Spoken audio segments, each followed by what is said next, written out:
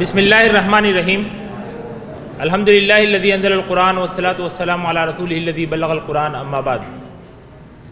محترم اساتذہ اکرام اور مہمان گرامی قدر جناب ڈاکٹر رضی الاسلام ندوی صاحب اور عزیز طلبہ ساتھیوں، السلام علیکم ورحمۃ اللہ وبرکاتہ۔ یہ ہمارے لیے بہت ہی مسرت کا موقع ہے کہ اس وقت ہمارے درمیان جناب ڈاکٹر رضی الاسلام ندوی صاحب تشریف فرمائے ہیں۔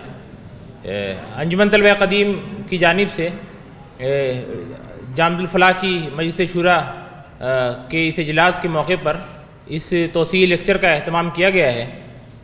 مولانا رضی الاسلام صاحب سے گزارش کی گئی کہ وہ طلبہ کو خطاب کریں اور مولانا نے اپنا قیمتی وقت دیا۔ اس وقت کو قیمتی سمجھتے ہوئے ہم سب لوگوں کو مولانا کی باتوں کو غور سے سننا چاہیے اور استفادہ کرنا چاہیے، اور جو بھی مولانا کی گفتگو میں سوالات آئیں گے ان سوالات سے آپ لوگ وہ سوالات مولانا کے سامنے پیش کریں۔ مولانا کا ایک مختصر تعارف میں آپ کے سامنے پیش کرنا چاہتا ہوں۔ مولانا کی ابتدائی تعلیم درسگاہ اسلامی رامپور میں ہوئی اور اس کے بعد مولانا دارالعلوم ندوۃ العلماء تشریف لے گئے۔ وہاں سے عالمیت اور فضیلت کرنے کے بعد علی گڑھ مسلم یونیورسٹی سے مولانا نے BUMS اور MD کیا، اور 1994 میں مولانا جماعت اسلامی کے معروف علمی اور تحقیقی ادارہ تحقیق و تصنیف اسلامی علی گڑھ سے وابستہ ہو گئے اور آج تک اس سے وابستہ ہیں۔ مولانا ہندوستان کیا بین الاقوامی سطح پر ہم کہہ سکتے ہیں کہ ایک غیر معمولی مصنف ہیں، محقق ہیں۔ مختلف موضوعات پر، خاص طور سے جدید موضوعات پر، جدید فقہی مسائل پر مولانا کی تحریریں دنیا بھر میں پڑھی جاتی ہیں۔ اردو زبان میں لکھتے ہیں، دوسری زبانوں میں انگلش اور عربی اور مختلف زبانوں میں ترجمہ ہوتی ہیں اور لوگ شوق سے ان تحریروں کو پڑھتے ہیں۔ مولانا جماعت اسلامی ہند کے مرکزی سیکریٹری ہیں گزشتہ میقات سے، اس سے پہلے تصنیفی اکیڈمی کے سیکریٹری رہے، اس وقت شعبہ اسلامی معاشرہ کے سیکریٹری ہیں، آل انڈیا مسلم پرسنل لا بورڈ کے ممبر ہیں، اور اس وقت جماعت اسلامی ہند کا جو نیا ایک ادارہ ہے جو جماعت اسلامی ہند نے شروع کیا ہے شرعی رہنمائی کے لیے جدید تناظر میں، شریعہ کونسل کے مولانا سیکریٹری ہیں۔ اس کے علاوہ مولانا مختلف اداروں اور مختلف رسائل و جرائد سے وابستہ رہے۔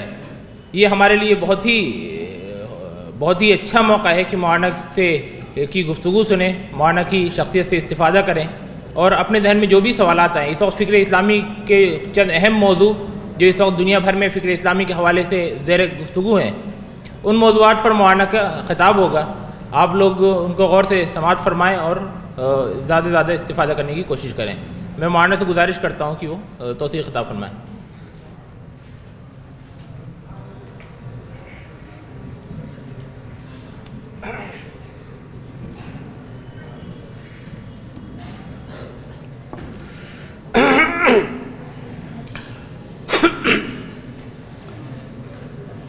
اعوذ باللہ من الشیطان الرجیم، بسم اللہ الرحمن الرحیم۔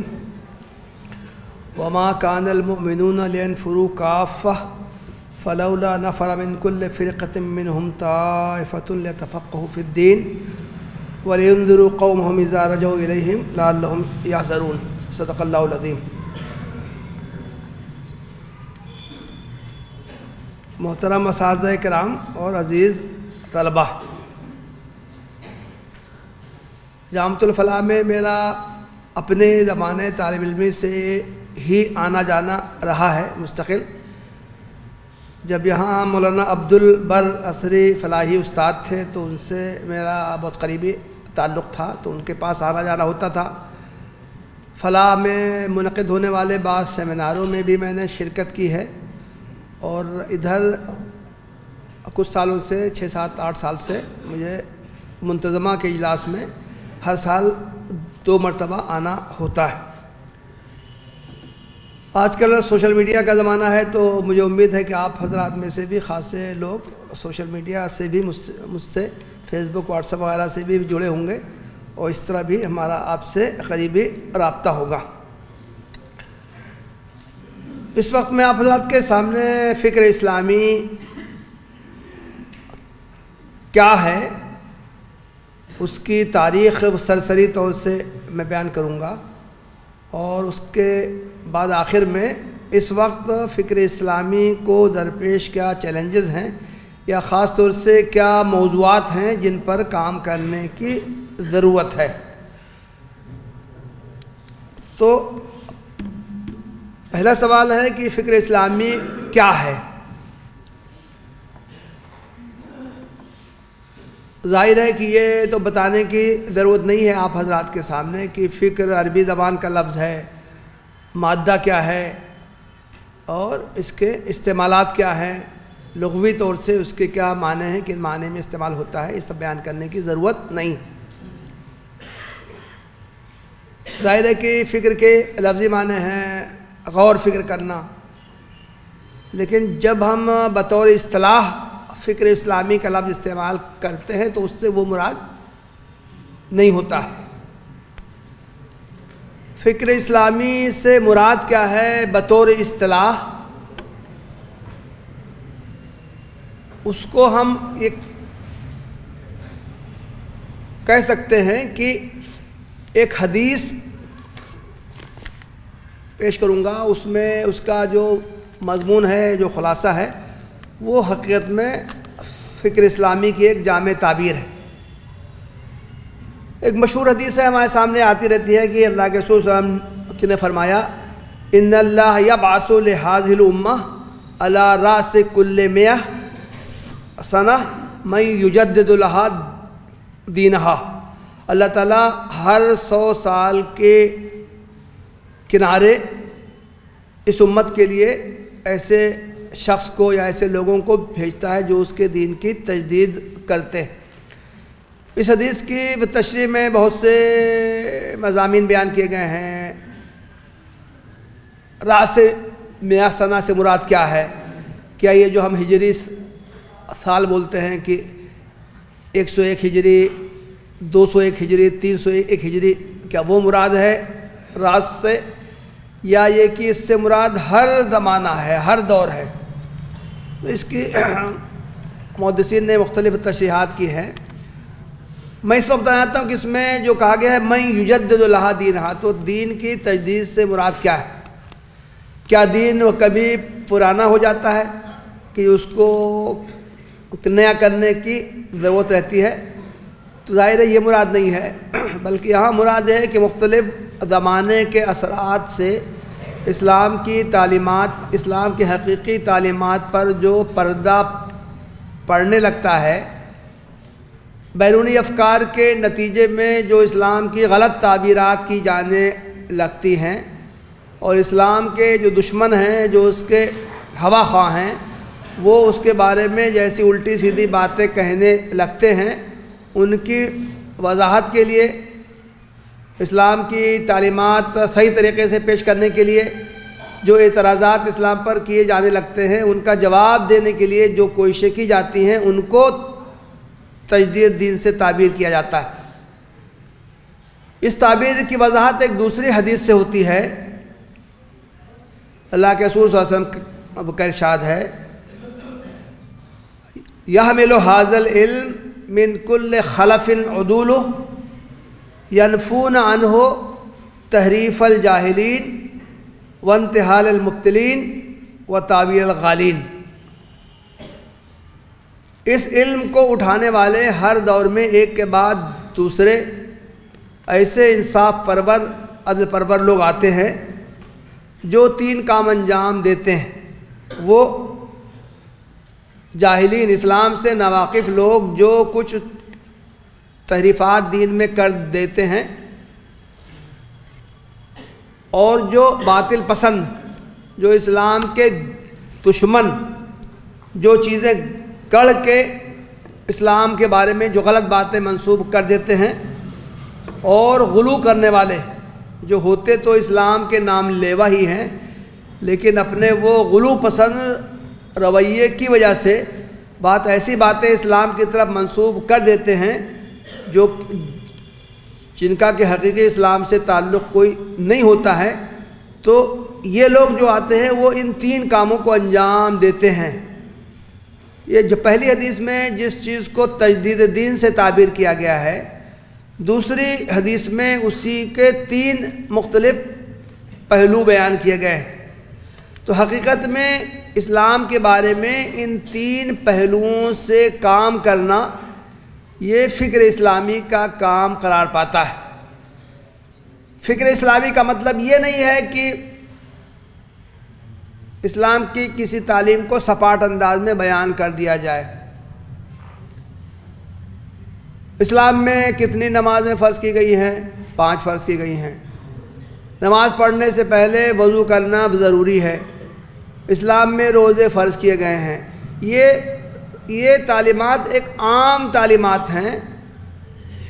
ان تعلیمات کو بیان کرنا، ان پر کتابیں لکھنا، ان کی تشریحات کرنا، ان کی جزیات فراہم کرنا، یہ فکر اسلامی کا کام نہیں قرار پائے گا۔ دیکھیے، شروع میں اسلام آیا، اللہ کے رسول صلی اللہ علیہ وسلم نے جو تعلیمات پیش کی، صحابہ کرام نے اس کا علم حاصل کیا اور ان پر عمل کیا۔ لیکن کچھ ہی زمانے کے بعد عہد صحابہ ہی میں یہ انحرافات شروع ہو گئے تھے۔ اسلام کے خلاف کچھ چیزیں پیش کی جانے لگی تھی۔ اس وقت جو خدمت انجام دی گئی صحیح اسلام کو پیش کرنے کے لیے، جو غلط افکار آ رہے تھے ان کا رد کرنے کے لیے اور اعتراضات کا جواب دینے کے لیے، ان خدمات کو فکر اسلامی سے تعبیر کیا جاتا ہے۔ تاریخ، ہم فکر اسلامی کی تاریخ کیا ہے، کب سے اس کا آغاز ہوتا ہے، تو اس کی کوئی متعین حد نہیں قرار دی جا سکتی۔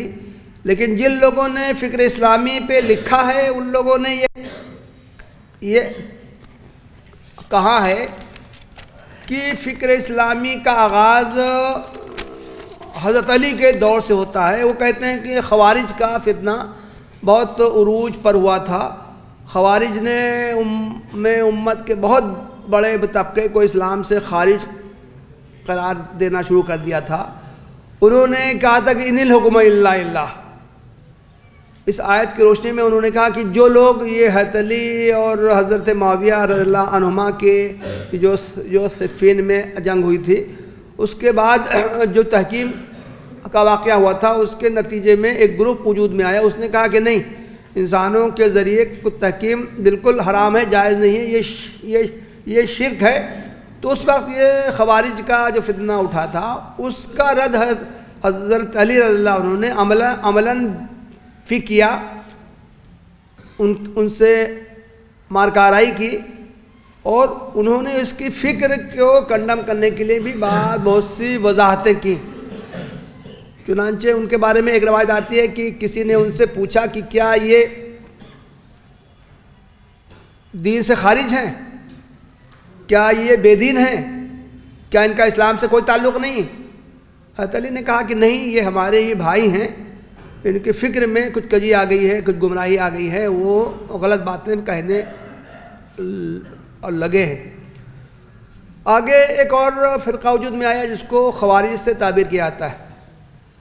خوارج نے بھی بہت سے ان کے عقائد ہیں، منزلۃ بین المنزلتین، عدل، اور ان کے کچھ عقائد ہیں جس کا انہوں نے اظہار کیا۔ اس موقع پہ حضرت حسن بصری کہ وہ نمایاں ہو کے سامنے آئے اور انہوں نے افکار کا رد کیا۔ اسلام کی سیاسی فکر کے تعلق سے ہم یہ کہہ سکتے ہیں کہ حضرت حسین ابن علی رضی اللہ عنہ نے بھی اسلام کی سیاسی فکر پیش کی اس زمانے میں، جبکہ اسلام کی سیاسی فکر میں خلافت سے انحراف ہو رہا تھا، موروثیت آ رہی تھی، تو اس وقت انہوں نے اس کا رد کیا اور اسی راہ میں ان کی شہادت ہوئی۔ اگلے دور میں ایک فتنہ خلق قرآن وجود میں آیا تھا۔ ایک گروہ ایسا وجود میں آیا معتزلہ کا، جس نے یہ کہا کہ قرآن تو مخلوق ہے، اور جو لوگ اس کو مخلوق نہیں مانتے تھے وہ قدیم اس کو قرار دیتے تھے، کلام اللہ کی حیثیت سے اس کو بھی وہ قدیم کہتے تھے۔ تو امام احمد ابن حنبل نے اس کا زبردست رد کیا۔ ان کے علاوہ کچھ اور بھی علماء کے نام آتے ہیں، لیکن خاص طور سے امام احمد کا نام اس میں بہت زیادہ نمایاں۔ تو یہ فکر اسلامی کی وضاحت کرنے والوں کی ایک طویل فہرست ہے، اس پر کتابیں بھی لکھی گئی ہیں۔ مولانا سید ابوالحسن علی ندوی کی کتاب تاریخ دعوت و عزیمت سے ہم سب اچھی طرح واقف ہوں گے۔ 6-7 اس کی وہ جلدیں ہیں۔ انہوں نے مختلف عہد کے ان نامور علماء کا تذکرہ کیا ہے جنہوں نے کسی نہ کسی حیثیت سے فکر اسلامی کی تجدید کا کام کیا ہے۔ ایک ابھی حال میں کچھ دنوں پہلے پروفیسر محمد اجتبیٰ ندوی کی ایک کتاب شائع ہوئی تھی، تاریخ فکر اسلامی۔ انہوں نے یہ فکر اسلامی کیا ہے، کیا اس کے ذریعے کیا خدمات انجام دی جاتی ہے، ان کا بھی تذکرہ کیا ہے، اور اس میں انہوں نے 50 ایسے نامور علماء، شروع سے پہلی صدی سے لے کے اب تک کے 50 علماء کا تذکرہ کیا ہے کہ جنہوں نے کہ فکر اسلامی کی تشریح کا کام کیا ہے۔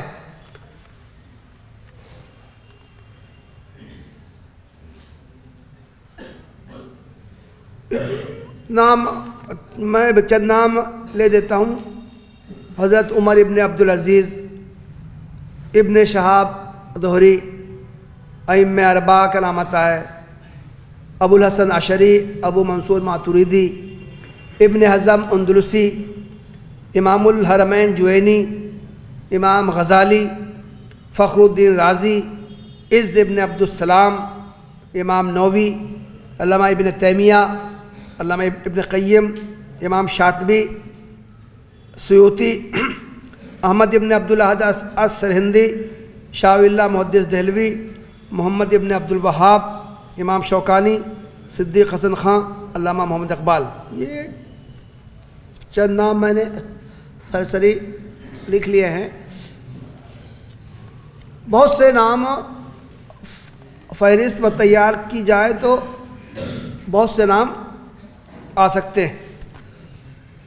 موجودہ دور میں صرف مولانا سید ابوالعلا مودودی کی مثال میں دوں گا۔ مولانا کے معاصرین خاصے علماء ہیں، ہندوستان میں بھی، ہندوستان کے باہر بھی، جنہوں نے کہ موجودہ دور میں صحیح اسلام کو پیش کرنے کا کام انجام دیا ہے۔ مولانا مودودی کی بیشتر کتابیں جو ہیں وہ فکر اسلامی کے دائرے میں آتی ہیں۔ مثال کے طور سے ان کی جو معروف کتاب ہے الجہاد فی الاسلام، ظاہر ہے کہ اس زمانے میں اس میں جہاد کی غلط تعبیرات کی جا رہی تھیں، جس کا سلسلہ اب تک جاری ہے۔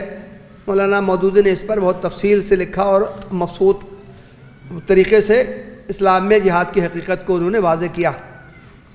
ان کی کتاب اسلامی ریاست، اس میں انہوں نے اسلامی ریاست قانون اور اس کے مختلف پہلوؤں کا تذکرہ کیا ہے۔ حقوق الزوجین، اس میں اسلام کی آئلی تعلیمات کے بارے میں تفصیل سے اظہار خیال کیا گیا ہے۔ مولانا کی بہت سی تحریریں وہ ہیں جو اسلام پر جو اعتراضات کیے جاتے تھے ان کا انہوں نے جواب دیا ہے۔ مولانا کی بہت سی تحریریں وہ ہیں جن میں انہوں نے اپنے زمانے کے بہت سے نظریات کو کنڈم کیا ہے، سرمایہ داری، اشتراکیت، نیشنلزم اور دوسرے جو اس زمانے کے رائج نظریات تھے ان کا زبردست رد کیا ہے، محاکمہ کیا ہے، اور اس کے مقابلے میں اسلامی نظریہ حیات کو مدلل انداز میں پیش کیا ہے۔ تو ظاہر ہے کہ ہر زمانے میں ایسے ممتاز علماء رہے ہیں جنہوں نے کہ اسلام کے بارے میں صحیح تعلیمات پیش کی ہیں اور اس پر اعتراضات جو کیے گئے ہیں ان کا جواب دیا ہے، اور جو غلط فہمیاں پیدا کرنے کی کوششیں لوگوں نے کی ہیں ان کا انہوں نے رد کیا ہے۔ تو میری اب تک کی گفتگو کا خلاصہ یہ ہے کہ فکر اسلامی کا مطلب سپاٹ انداز میں اسلام کی کسی تعلیم کا تعارف کرا دینا نہیں ہے، بلکہ فکر اسلامی کے 3 بنیادی پہلو ہیں۔ ایک تو یہ کہ جو غلط نظریات سے اسلامی نظریات و تعلیمات کو ممیز کرنا، جو اعتراضات اسلام پر کیے جاتے ہیں مختلف پہلوؤں سے ان کا رد کرنا، اور جو غلو آمیز جو باتیں اسلام کی طرف جو منسوب کی جاتی ہیں ان کو وہ درست طریقے سے پیش کرنے کی کوشش کرنا۔ موجودہ دور کو زندگی کے مختلف پہلوؤں میں اسلام کو چیلنجز درپیش ہیں۔ یہ ہماری ذمہ داری ہے کہ ہم ان چیلنجز کا مقابلہ کریں، اور جن پہلوؤں سے اسلام پر اعتراضات کیے جا رہے ہیں، اس کی طرف غلط باتیں منسوب کی جا رہی ہیں، غلو آمیز کچھ نظریات پیش کیے جا رہے ہیں، ان سب کا ہم رد کریں اور صحیح اسلامی تعلیمات پیش کریں۔ مجھ سے میرے بہت سے دوست یہ کہتے ہیں کہ ہمیں کچھ موضوعات بتائیے، ہم کو لکھنے کا شوق ہے، ہم کو کچھ موضوعات آپ بتائیے۔ تو ظاہر ہے کہ یہ لکھنے کے معاملے میں آورد کام نہیں کرتا ہے کہ ہم کچھ بتائیں تو پھر کوئی دوسرا لکھنا شروع کرے۔ حقیقت یہ ہے کہ آدمی اگر خود غور کرے تو لکھنے کے لیے موضوعات کی بھرمار ہے۔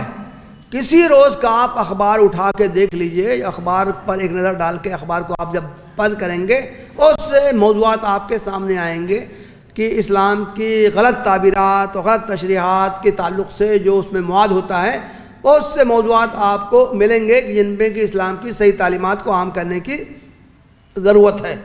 میں آگے کچھ موضوعات کا میں تذکرہ میں کرتا ہوں۔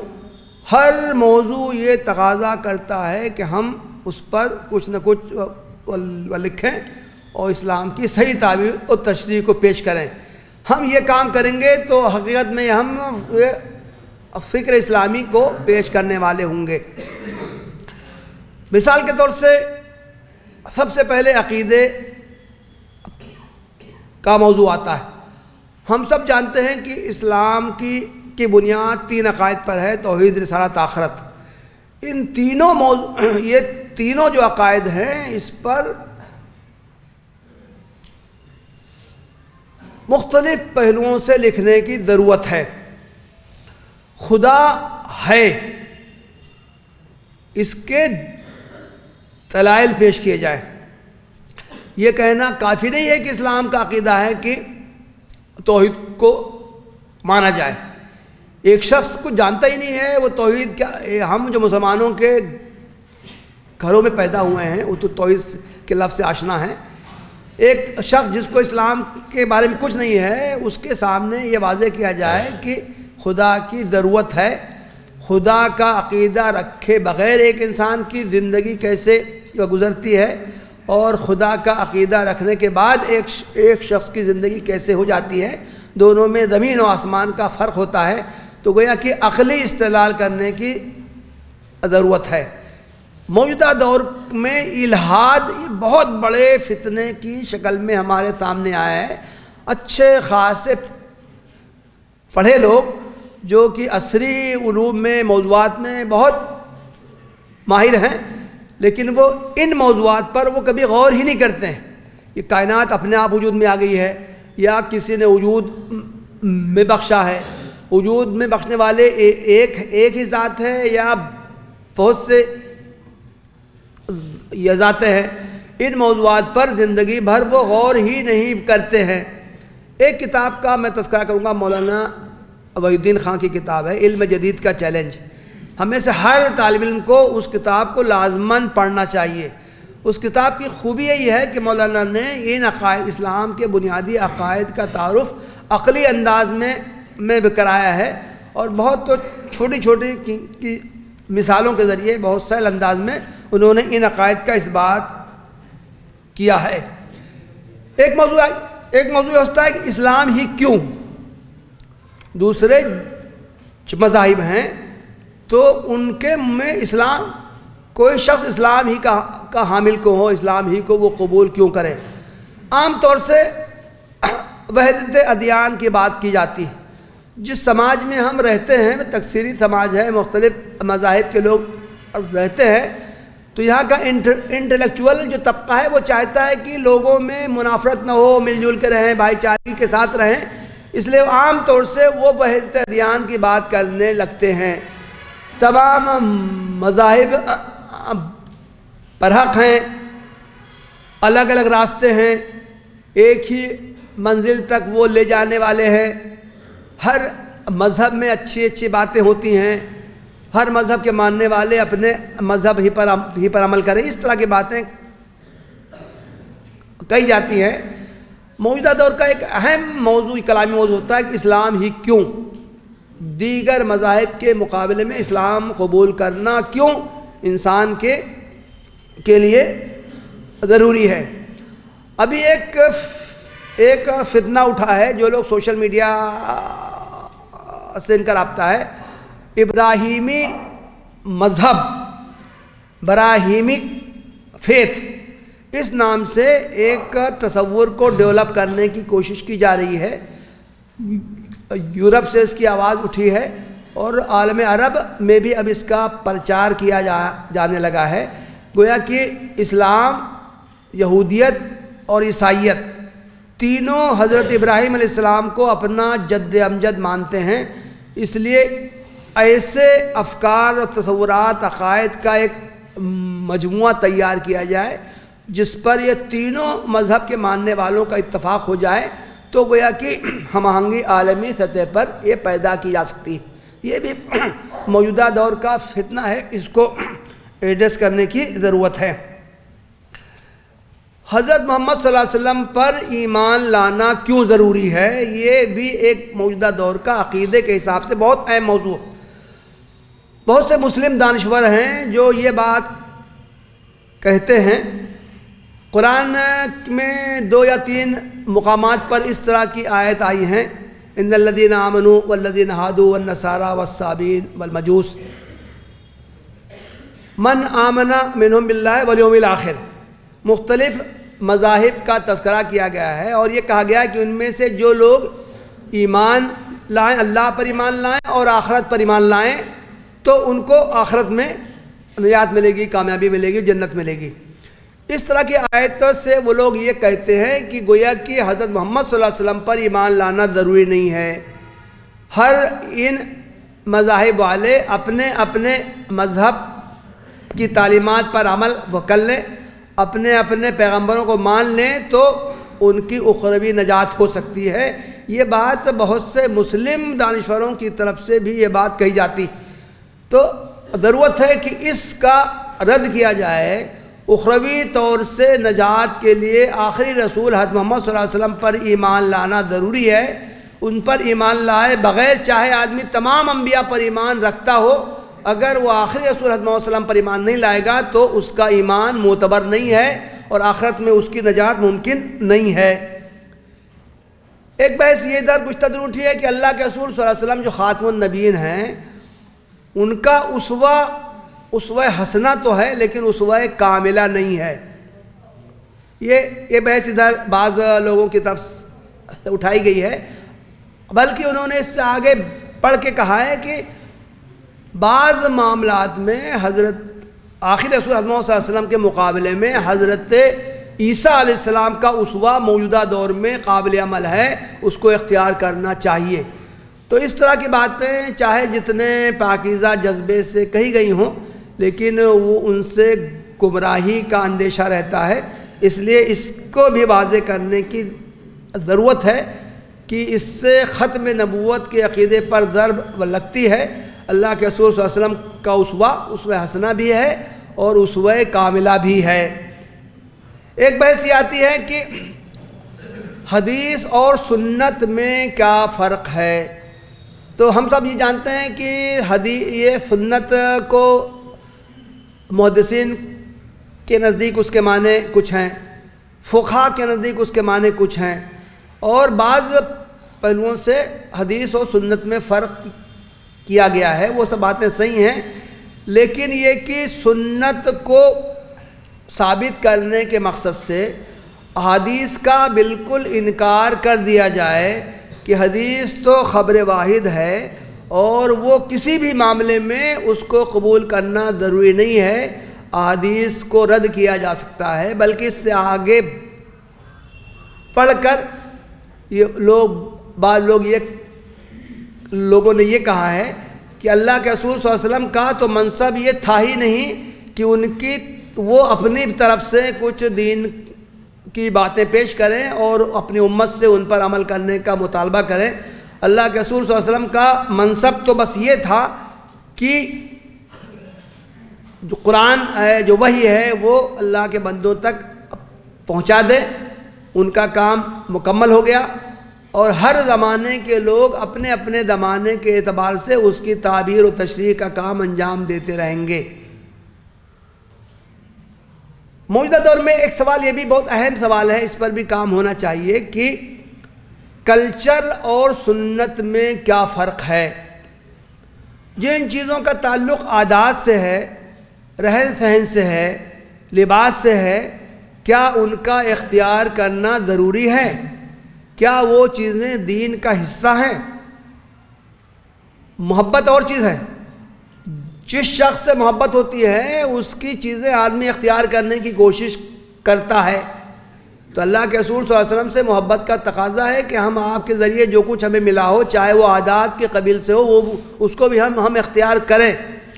لیکن جب اصولی طور سے بات ہوگی تو یہ بحث ہوگی کہ کیا وہ چیزیں جن کا تعلق کلچر سے ہے، کیا وہ بھی دین کا لازمی اور غیر منفک حصہ ہے، یا یہ کہ ان کو اختیار کرنا ضروری نہیں ہے۔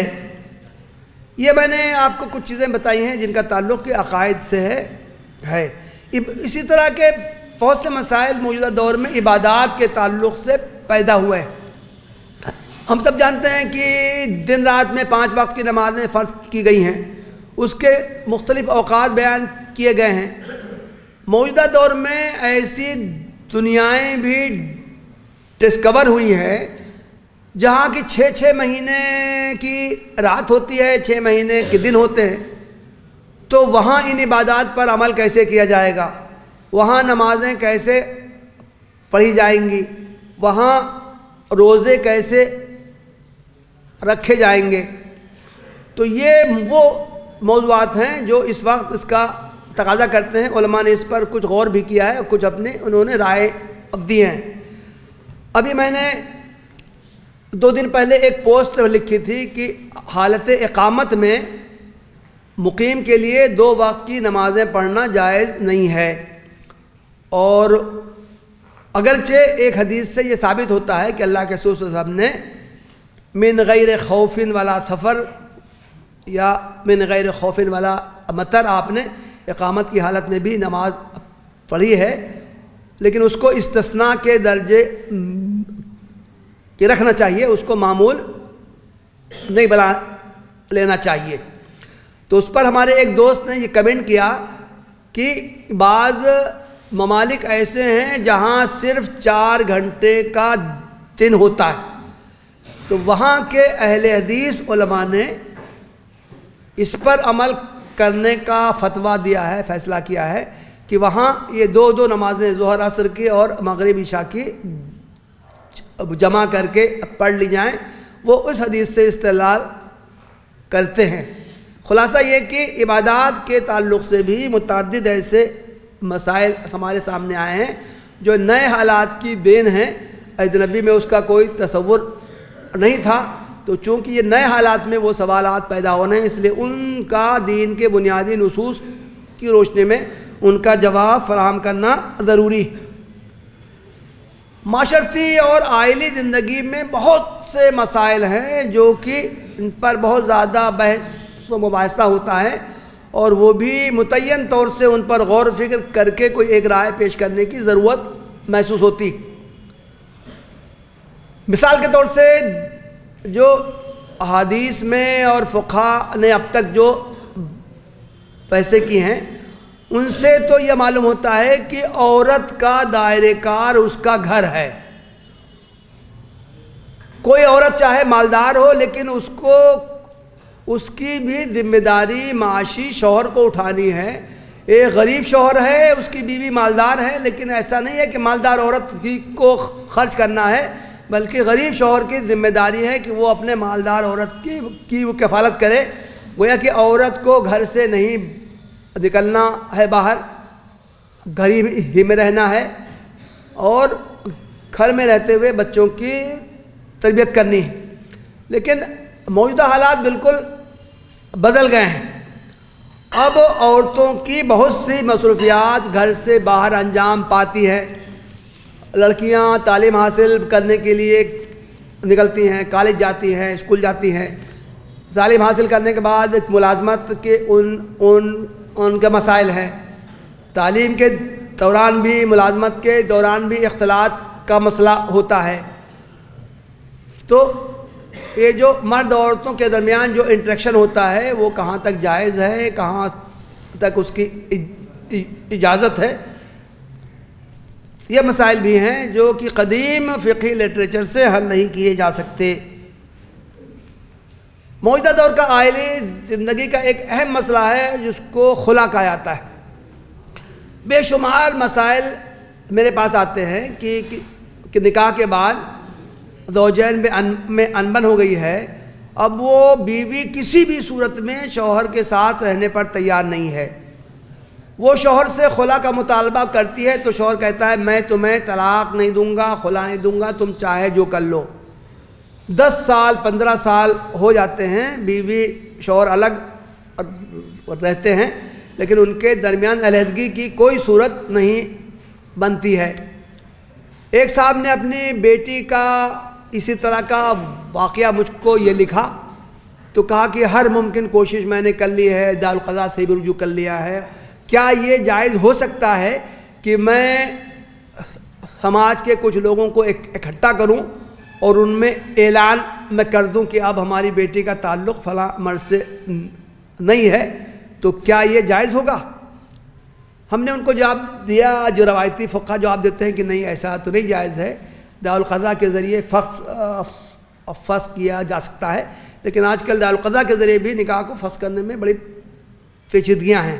تو بہرحال یہ ایسا مسئلہ ہے ہمارے مسلم سماج کا جو انتہائی اہم ہے اور یہ اپنا حل چاہتا ہے.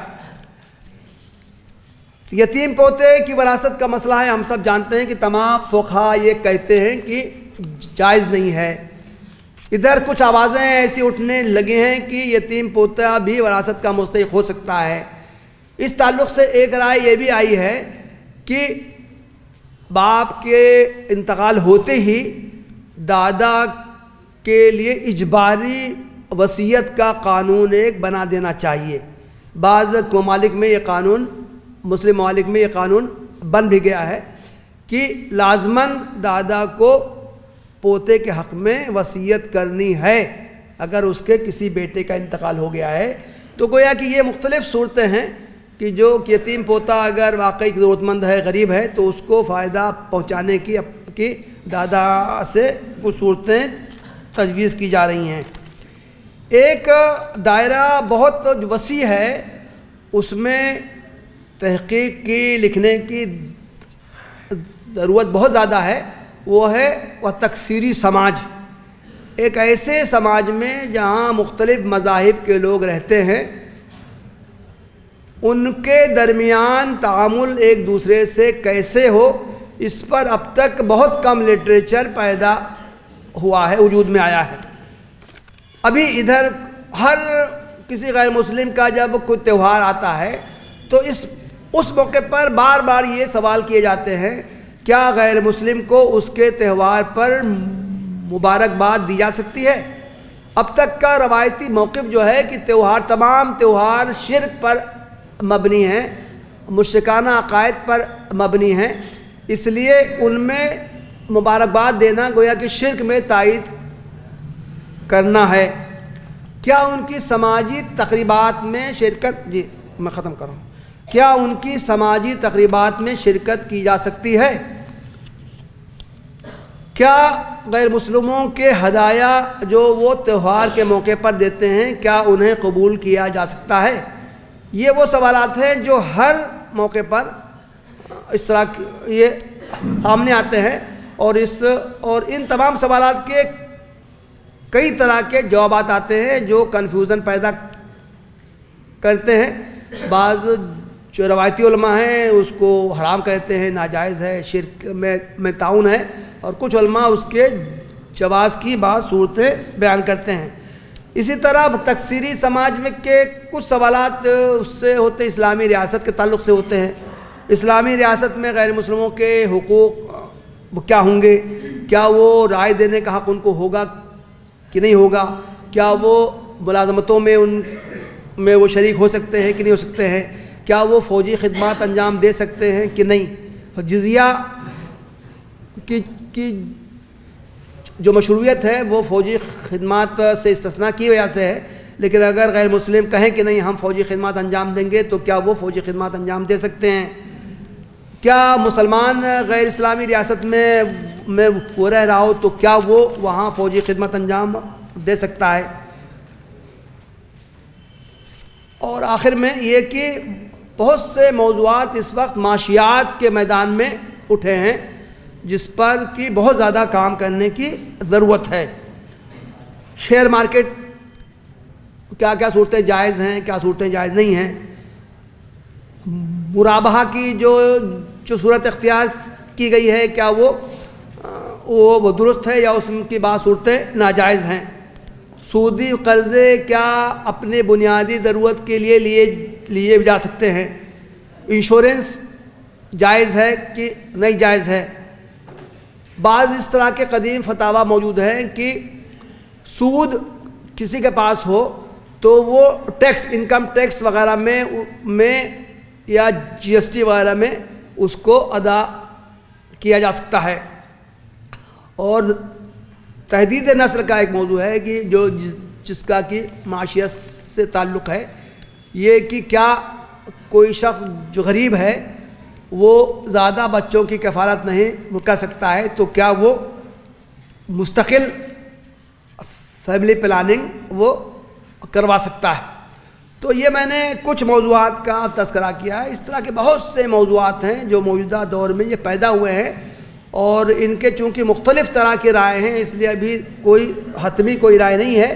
تو یہ مسلم علماء مفکرین کی یہ ذمہ داری ہے کہ وہ صحیح اپنے ان موضوعات کا بحث و تجزیہ کر کے صحیح نقطہ نظر پیش کریں۔ آخر میں اس تعلق سے دو کتابوں کا میں تذکرہ کروں گا۔ ایک تو ہے پروفیسر محمد نجات اللہ صدیقی صاحب کی ایک کتاب ہے، انہوں نے تقریباً 50 سال پہلے ایک مقالہ لکھا تھا، معاصر اسلامی فکر۔ ان کا یہ مضمون ان کے خطوط کا جو مجموعہ ہے، کچھ خطوط نجات اللہ صدیقی کے اور کچھ ان کے نام ادب معاشیات کے موضوع پر، اس مجموعے میں انہوں نے آخر میں شامل کیا تھا۔ بعد میں پھر اس کو انہوں نے ریوائز کیا اور یہ ایک کتابچے کی صورت میں ان کا پورا مضمون شائع ہو چکا ہے، معاصر اسلامی فکر کے نام سے۔ ہدایت پبلشرز دہلی نے اس کو چھاپا ہے۔ اور دوسری کتاب ہمارے امیر جماعت اسلامی ہند کی ہے، بدلتی ہوئی فکر، بدلتی ہوئی دنیا اور اسلامی فکر۔ اس میں بھی ان کے 8-10 مقالات ہیں۔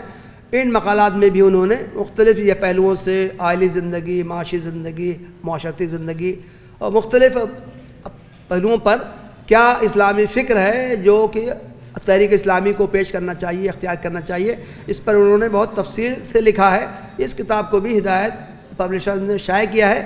یہ دونوں کتابیں بہت اہمیت رکھتی ہیں، ہم میں سے ہر شخص کو ان کتابوں کا مطالعہ کرنا چاہیے، اس سے اس کو نئے نئے موضوعات سوچنے کے ملیں گے اور ان پر کام کرنے کے ملیں گے۔ وآخر دعوانا ان الحمدللہ رب العالمین۔